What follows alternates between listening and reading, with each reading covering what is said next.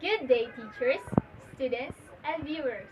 Today, we are discussing about correcting knowledge and sound symbol correspondence.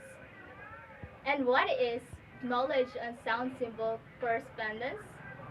It is the ability to listen to the sounds in words and write down the letters for those sounds. So for now, let's focus on vowel rules or principles in accent generalization. We have 11 rules. And without further ado, let's start with rule number 1. But before I discuss the rule number 1, kindly read the example given below and tell me what do you notice about it. Yes, Joanne?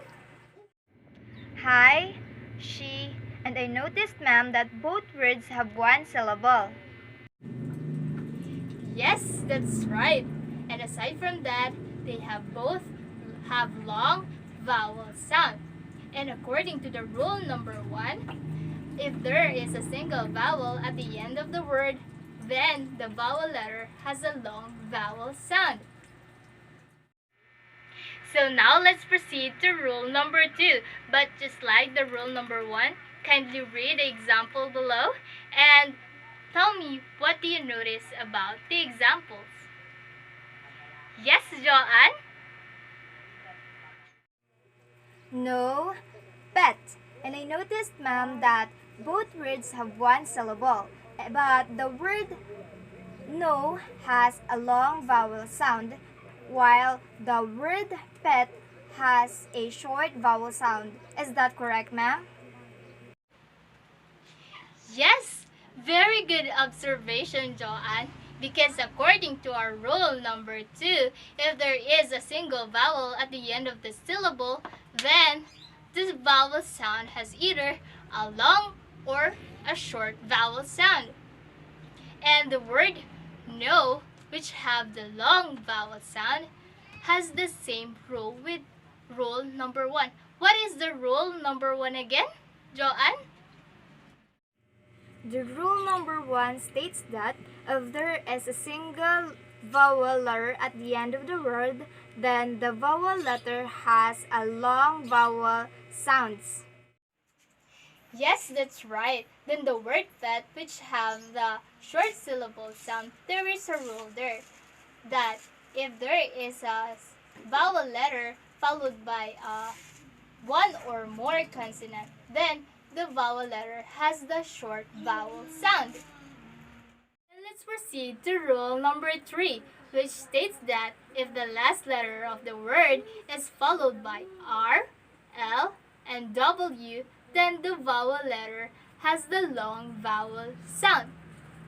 For example, star, shall, and blue. Let's go to rule number 4. But before I discuss the rule number 4, Joanne, please read the example below. Car, sir. Is my pronunciation correct, ma'am? Yes, it is correct because according to the rule number 4, which states that vowels followed by R has usually a sound of neither long or short vowel sound. The example below, it can be pronounced as sir and car with short vowel sound, and it can also be pronounced as sir and car with long vowel sound. Now that we're done with rule number 4, let's proceed to rule number 5. But before that, please, Joanne, read the example below. Sure, ma'am. Yes, and fly. So what is the relation of this example to the rule number 5, ma'am? As you can see, the word yes has the consonant sound ye, while the word fly has the long vowel sound I. There is a rule there. The Y at the beginning of the word has the consonant sound, while the Y at the end of the word has the vowel sound. So now let's proceed to rule number 6. The given example is the word mat, which have the short vowel sound. And if we add the letter E, the pronunciation became mate. Notice how the end that is silent changes the vowel sound to the long A. And the example word it has the long vowel sound and have the silent E, which is why the vowel consonant E syllable is also called as silent E syllable. Next is rule number 7. But first, Joanne, kindly read the example first, and what do you notice? C. Pay. And I noticed that they have one syllable, ma'am.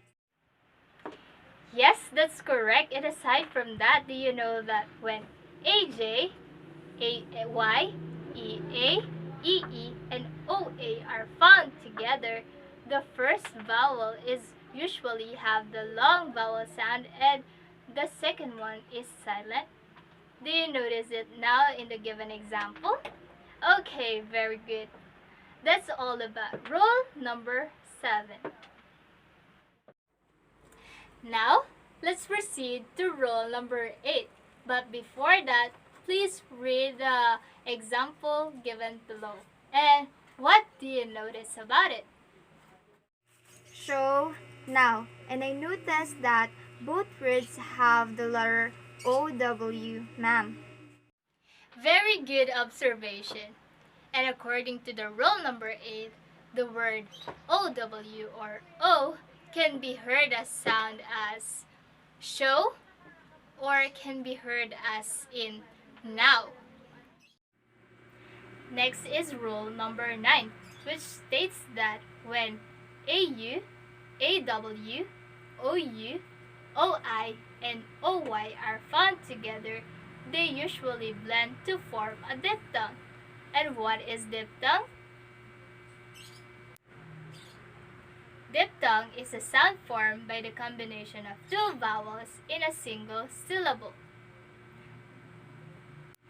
And its example is the word bound and cause that has a letter of OU and AU.